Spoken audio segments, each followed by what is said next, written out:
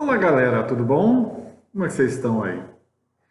Tudo dando certo, graças a Deus. Aí, saudade aí de estar presencialmente com vocês. Mas aí vamos dando continuidade aí às nossas videoaulas aí, aulas gravadas. E hoje eu quero conversar um pouquinho com você sobre vocação. Vocação ética e vocação profissional. O que seria isso, ética e vocação profissional? A gente conversou sobre ética aí nos últimos dias, né, nos últimos vídeos, né? Vimos que ética é toda a área, né, profissional, toda forma de trabalho, todo profissional tem o seu código de ética e o seu código de condutas, tá? Quando ligamos isso à vocação, por exemplo, vocação, quando a gente fala de vocação, entendemos que vocação teria alguma coisa a ver assim com espiritualidade, né? A gente fala muito na área de religiosa de vocação e chamado. Vocação e chamado são duas coisas muito parecidas. Por exemplo, vocação vem de voz, né? Vocalista, vocalização, é, coral de vozes, ou seja, vocação vem algo ligado à voz. E chamado também, por trás de um chamado, tem uma voz, alguém está me chamando. Por exemplo, quando você está brincando na rua ou está em algum lugar, você ouve a sua voz, ouve o seu nome, né? Alguém de gritar o seu nome, você fala, alguém está me chamando. Tá? Isso levando para a questão da espiritualidade. A vocação é quando você se sente vocacionado ou chamado para exercer uma determinada atividade ou uma determinada função. Tá? A gente fala que o segredo da felicidade ou da realização profissional é você trabalhar naquilo que você gosta de fazer. Você trabalhar naquilo que você sente que nasceu para fazer.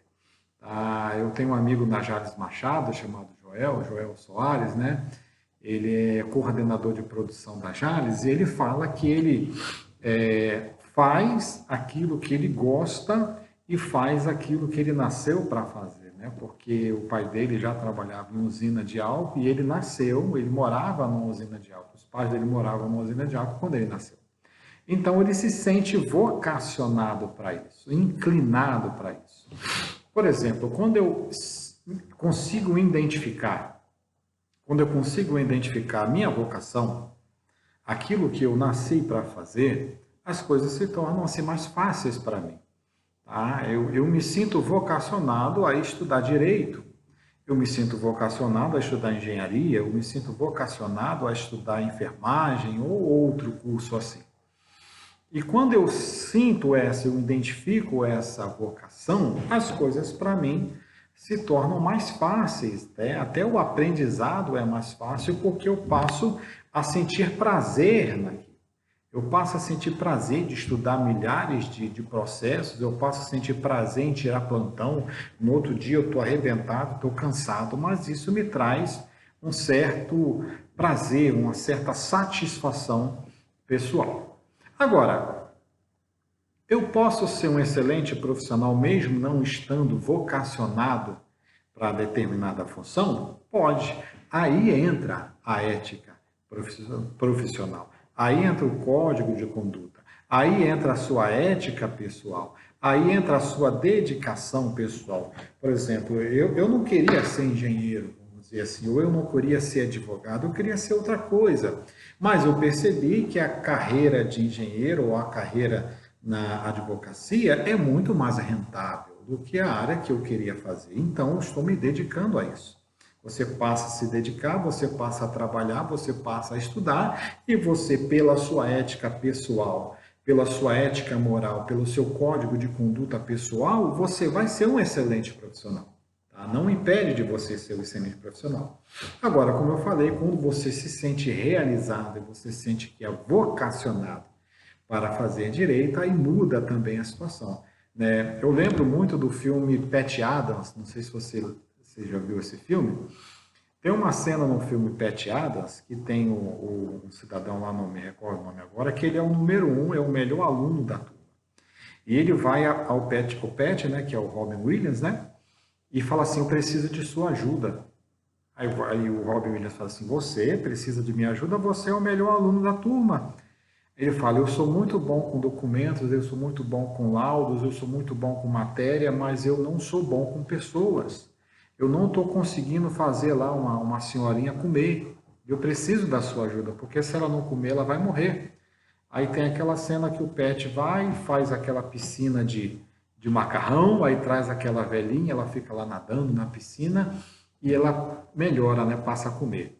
E outra cena interessante desse filme é quando eles pegam a pasta, né, a pasta do curso lá do Pat Adams, o aluno que é o número 1 da classe fica lendo assim e fala assim, nossa, como é que você consegue tirar essas notas? Suas notas são excelentes.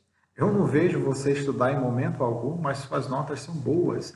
Ou seja, aquilo entra na pessoa naturalmente, né? E no julgamento dele ele fala, eu quero ser médico de todo o meu coração. Por exemplo, onde eu trabalhava na indústria de petróleo, tem uma função chamada driller. Tá? Driller é um cara já diferenciado. Né? Todo mundo sabe, para ser driller você tem que ser diferenciado, você tem que ter um QI a mais. Por quê? Porque o driller tem uma quantidade de informação tão grande, eu posso fazer uma comparação do driller com o médico. Você tem que estudar, você tem uma carga de informação tão grande e você tem que estar sempre se atualizando porque o sistema pede isso. E você, quando começa a conversar sobre o trabalho com o cara que é driller, você reconhece que o cara tem esse diferencial. Aquilo que você tem dificuldade de entender e de aprender, o cara aprende assim e desenvolve de uma forma assim que você fica até, desculpe a palavra, aí, abestado, porque vê que o cara realmente ele tem um diferencial para estar naquela função, tá? Então, quando você tem essa vocação, você se sente, você é uma pessoa diferenciada. As pessoas vão ver que você é um profissional diferenciado, você é um advogado diferenciado, você é um juiz diferenciado, você é um jogador de futebol diferenciado, porque você tem o dom, você é vocacionado para aquilo. Eu, como gosto sempre de pegar um texto bíblico, tá? No livro de 1 Coríntios, no capítulo 7, no versículo 20, diz assim, cada um deve exercer a vocação a qual foi chamado. Tá? O apóstolo Paulo, nesse versículo, ele fala, né, que seria bom, né, que todos exercessem a vocação a qual foi chamado. Se a pessoa se sente impulsionada para ser médico, ela vai ser médico. Se ela se sente vocacionada para ser advogado, ela vai ser advogado. Se ela se sente vocacionada para ser juiz, vai ser juiz. Jogador de futebol, vai ser jogador de futebol. Mas a gente sabe que as oportunidades, às vezes, não batem a nossa porta. E nem sempre a gente consegue fazer aquilo que a gente gosta de fazer ou que a gente sente que nasceu para fazer. Tá? Eu lembro de uma frase muito antiga que 2 coisas o ser humano nunca vai esquecer. Aquilo que ele é e aquilo que ele queria ser. Tá? E eu espero que todos nós possamos ser aquilo que a gente quer ser e não aquilo que a gente teve que ser. Tá? Se eu for olhar para trás, e ver o que eu realmente queria ser, né? Com 17 anos, até 20 e poucos anos, eu queria ser militar de todo o meu coração. E não tive essa oportunidade de ser militar. Tentei ser engenheiro, mas a engenharia não entrou na minha cabeça. Fui para a área que eu gostava, que é da área de teologia. Fui pastor durante alguns anos e hoje eu sou professor e estou muito feliz com isso. Tá? Mas o que eu queria ser lá atrás era ser militar. Tá? Então a gente nunca esquece o que a gente é e o que a gente queria ser. Tá? Cada um exerce a vocação, ou se possível, exercer a vocação na qual foi chamado. Vocação é um termo que vem do latim, vocare, né, que é o vocaito, significa chamar, descrever a voz de uma pessoa. É uma inclinação, uma tendência, simplesmente uma habilidade que leva uma pessoa a escolher ou exercer determinada carreira profissional, tais como jogador de futebol, Médico. Aí você chega com uma amiga sua ou a filha de uma amiga sua e fala assim: o que que você quer ser quando crescer? Ela vai falar assim: eu quero ser professora. Você para, olha, analisa, professora? Nossa, vem lá na sua cabeça, nosso professor, ele apanha, ele é ridicularizado, ele é menosprezado, ele ganha mal. Né? Aí você começa a falar para a pessoa, não, filha, não faz isso não, o professor ganha muito mal, o professor, né, ele apanha, se ele reprovar uma criança, um menino de uma comunidade aí, no outro dia vem um menino, vem a mãe e vem a tia do menino para poder pegar a professora, porque a professora teve a coragem de reprovar o filho, então tem todas aquelas dificuldades. E no final, quando você pensa que conseguiu convencer aquela criança ou aquela pessoa de ser outra coisa, aí você pergunta: o que você quer ser mesmo? Ela responde: professora. Mesmo sabendo que vai ser um profissional que não vai ser nem remunerado, ela quer ser professora. Tá? Então, o que é isso? A vocação é algo que impulsiona a pessoa para aquela determinada função. Tá? Vocação profissional, agora a vocação profissional, é a disposição natural do indivíduo de apresentar observações ou inclinações para aquela função. Por exemplo, nós estamos entrando aí no mês da mulher e o trabalho de sociologia que eu enviei fala sobre a questão da mulher, as conquistas das mulheres no Brasil. Tá? E o histórico de violência contra a mulher é muito grande e ultimamente tem crescido. A luta contra a mulher é uma luta muito louvável, muito gloriosa, mas também muito dolorosa. Muitas mulheres sofreram humilhações e morreram para ter as conquistas que elas têm hoje. Mas é necessário ainda que haja mais conquistas. Né? Ainda tem muita opressão, muita desigualdade contra a mulher no Brasil. Isso pode impulsionar você ou vocacionar você a ser advogada para poder lutar contra isso. Lutar contra essa sociedade patriarcal e machista, né, que quer colocar a mulher em posição inferior. Tá? Isso pode te impulsionar ou vocacionar você a sua carreira jurídica, né? Como eu falei, né? O Brasil precisa de delegadas, né? A Polícia Civil, um quadro defasado de delegado, principalmente mulheres, para serem delegadas da Polícia Civil, porque tem muito machão aí que precisa ser mandado para a cadeia. E você pode ser vocacionado para isso. Tá? A pessoa tem a tendência de ser jogador de futebol. Eu gosto de fazer uma comparação com aquele goleiro Muralha do Flamengo. Quando ele estava no Flamengo, ele estava numa fase muito ruim, né? Fazia cada cena, cada frango. Muitas vezes o Flamengo perdeu pela péssima atuação do Muralha. E se você chegasse para o Muralha e falasse assim: ué, mas por que você quer ser goleiro? E ele falasse: não, eu sou goleiro porque eu nasci para ser isso, eu me sinto vocacionado a ser goleiro. Aí você para assim, né? Sente vocacionado a ser goleiro? Tão ruim dessa forma, que negócio é esse? Né? Você ia duvidar naquela época, você ia duvidar do Muralha. Hoje, graças a Deus, ele está em outra fase, está melhor. Né? Por outro lado, o Ronaldinho Gaúcho, se você perguntar por que você não quis ser outra coisa? Ele falou: não, porque eu nasci para jogar futebol. O Pelé nasceu para jogar futebol. O Guga nasceu para jogar vôlei. O Ayrton Senna nasceu para ser piloto de ônibus, de Fórmula 1. Ônibus que veio na cabeça agora o Nelson Piquet. Nelson Piquet nasceu para ser piloto de Fórmula 1, tricampeão mundial de Fórmula 1. Teve uma época que o Nelson Piquet foi fazer propaganda de pneu da Firestone ou da Pirelli, não lembro, que era pneu para caminhão e ônibus. E num determinado momento ele foi ensinar os motoristas de ônibus a como economizar pneu. E ele entrou no ônibus, sentou na cabine do ônibus, ligou o ônibus, só que na hora de sair o ônibus engasgou e morreu. Né? O tricampeão mundial de Fórmula 1 foi sair com o ônibus, não conseguiu, né? Porque ele estava fazendo algo que ele não tinha habilidade. Apesar de ser piloto de Fórmula 1, não tinha vocação nenhuma para dirigir ônibus. Tá? Você lembra daquele juiz Frank Caprio, né? Alguém duvida que ele tenha vocação para ser juiz, né? Aquele julgamento que ele faz do senhor de 93 anos, o senhor foi pego em alta velocidade numa área escolar. Aí aquele senhor de 96 anos assim, não, doutor, eu não corro, eu sou idoso, eu só ando de carro quando necessário. E nesse dia eu estava levando o meu filho para fazer exame de sangue porque ele tem câncer. Aí o juiz Capri olha assim, mas quantos anos o senhor tem mesmo? Ele falou 93, 96, né? Alguma coisa assim. E o seu filho, 63. Né? E com essa idade toda, o senhor ainda está cuidando da sua família.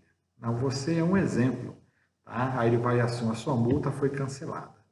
E cancela a multa. Tem outros filmes do Frank Capra que seria bom até você seguir, porque ele tem muito vídeo legal.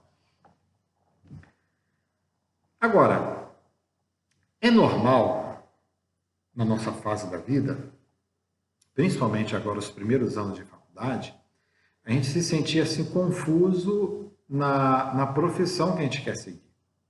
Aí a gente precisa, às vezes, de uma orientação profissional. Tá?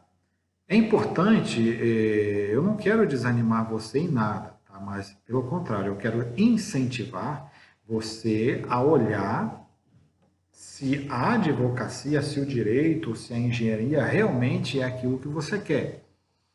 Porque é duro você estudar 5 anos e chegar lá no final, você com o diploma na mão, e dizer, não, não é isso que eu quero para a minha vida. Tá? Porque o diploma, na verdade, hoje, o diploma só diz que você é um médico, só diz que você é um engenheiro, só diz que você é um advogado devido à sua passagem pela faculdade.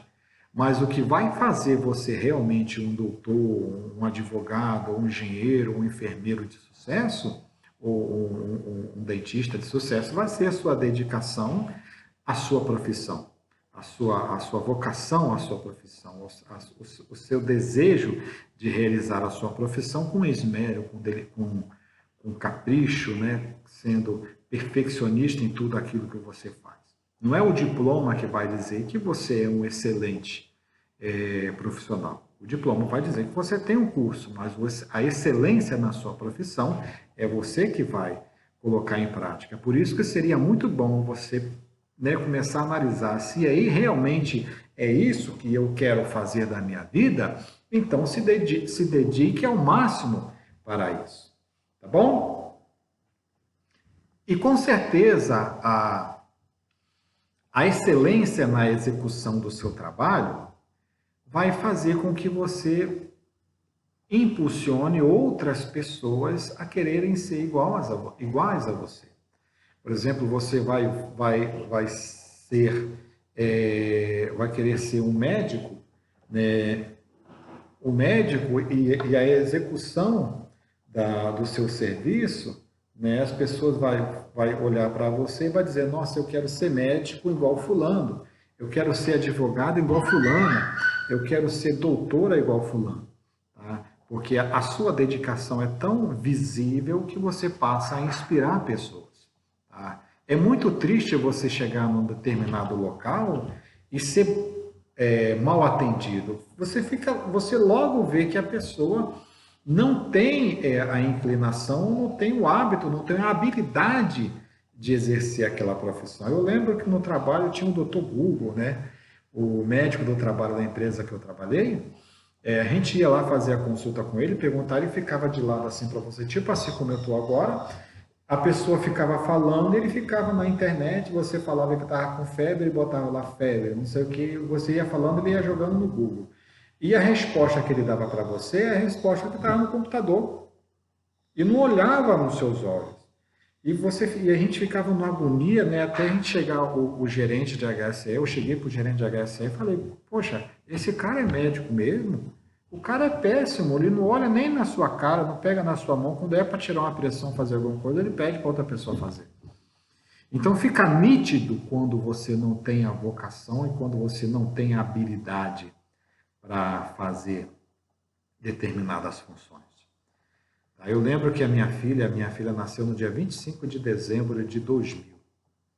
Tá? A minha esposa saiu do hospital no dia 27 e no dia 29 a gente tem que voltar para o hospital porque minha filha teve uma infecção, né? E precisou tirar sangue. A gente levou ela para tirar sangue. E na hora, como ela era muito pequenininha, estava muito magrinha, que ela não tinha pegado peso nenhum, as meninas que iam tirar sangue ficaram assim um pouco assim nervosas, com medo de machucar a minha filha.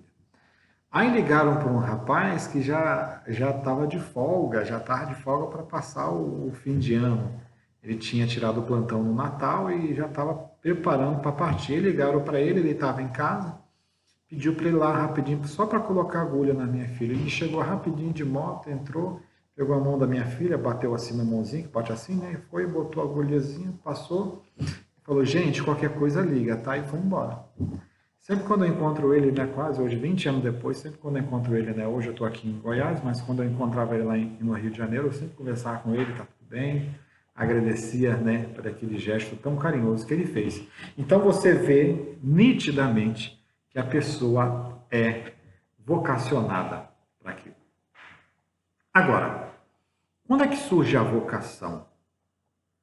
Bem, a vocação às vezes surge em momentos que a gente não espera. Eu gosto de um exemplo do Martin Luther King, que é um pastor batista americano, negro, né, afrodescendente. Ele levava a sua vida de boa, fazendo os seus sermões, as suas pregações, até que um dia ele presencia um jovem negro sendo preso pela polícia e sendo já praticamente condenado, né, julgado e condenado. E ele se sente vocacionado ou impulsionado para lutar pela causa dos direitos negros nos Estados Unidos.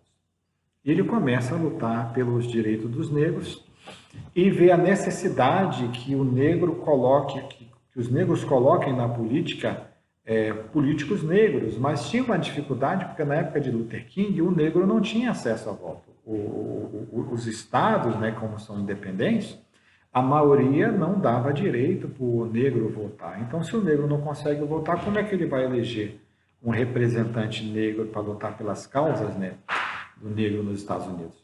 E ele começa a lutar na esfera municipal, não tem sucesso, ele vai para a esfera estadual, não tem sucesso, porém ele não desanima e vai na esfera federal até ele conseguir um contato com o presidente americano, pedindo esse direito para o cidadão negro afrodescendente, porque é o direito do voto, e ele vai colocando pressão na sociedade, tem aquela famosa marcha, né, que ele fala aquele discurso, né, I have a dream, né, eu tenho um sonho, e gera uma pressão popular tão grande que o presidente dos Estados Unidos é obrigado a fazer um decreto federal que nenhum estado pode proibir um cidadão afrodescendente de exercer o seu direito ao voto.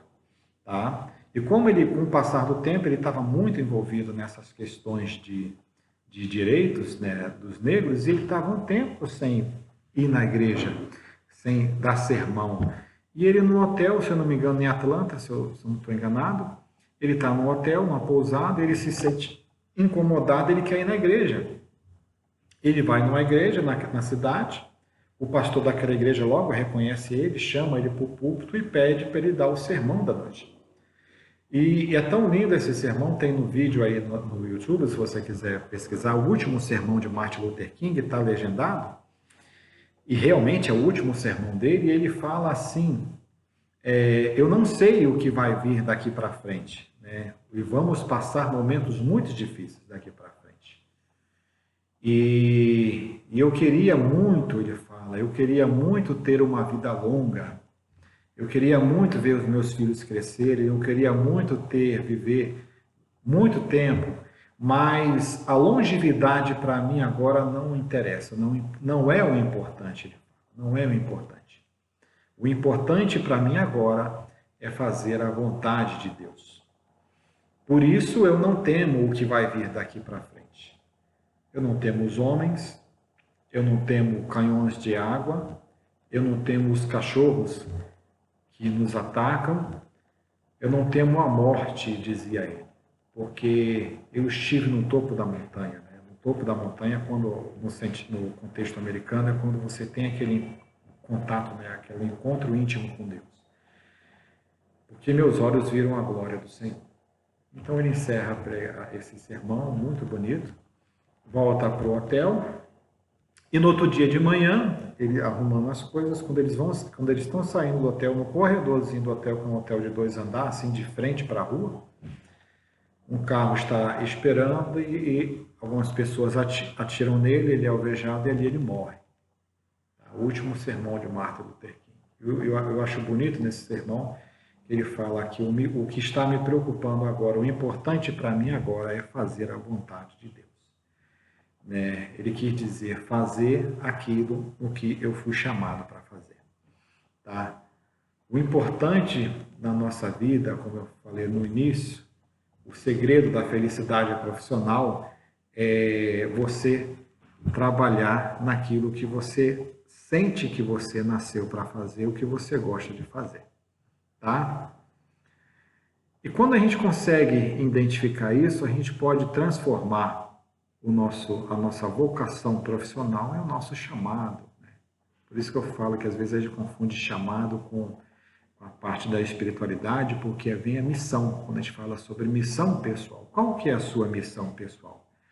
Qual que é a sua realização? O que que você quer realizar nessa vida, né? Às vezes você quer construir um patrimônio, você quer dar uma vida melhor para os seus pais, você quer construir a sua família, ou você quer ajudar as pessoas também, né? Nos 6 passos do sucesso que o Arnold Schwarzenegger fala, o último ele fala, reserve tempo para agradecer, reserve tempo para ser agradecido. Você lutou, você venceu, mas tem pessoas que não têm a mesma força que você e não conseguem ter a mesma determinação que você e não vão conseguir alcançar aquilo que você alcançou. Então, reserve tempo para agradecer a Deus, ajudando essas pessoas, ajudando comunidades, né? Vai ter caso, por exemplo, no direito, que vai ter, é muito comum aqui na nossa região, a mulher vive com o homem há anos e anos, tem filho, aí como não casou no papel, o homem manda ela embora e ela fica sem nada. A gente não era casado mesmo, então não tenho casa porque a casa era dele, o carro era dele, era tudo dele, eu não tenho nada. Aí entra você, dedicando momentos para poder ajudar essas pessoas como forma de agradecimento. Bem, quando eu consigo enxergar ou quando eu já enxerguei algo na minha vida profissional que vai além da satisfação salarial, que vai além das conquistas pessoais, que me traz uma realização pessoal grande, né? Aí sim eu acho que você achou a sua vocação. Quando você consegue ajudar pessoas naquilo que você profissionalmente sendo um engenheiro, sendo um médico, sendo um enfermeiro, sendo um advogado, né? Quando você consegue retribuir, e isso te traz prazer quando você retribui, ajuda as pessoas com o seu dom profissional, com a sua habilidade profissional, eu creio que você achou a sua vocação profissional e vai se tornar a sua realização pessoal como profissional. Tá bom? Bem, encerrando aqui, deixar aí esse videozinho para você ver. Quero desejar a você tudo de bom na sua caminhada, nos seus estudos, que Deus possa estar te abençoando, te fortalecendo, te enchendo de graça, tá bom? Fique com Deus, querido. Deus abençoe, tá? Um abração.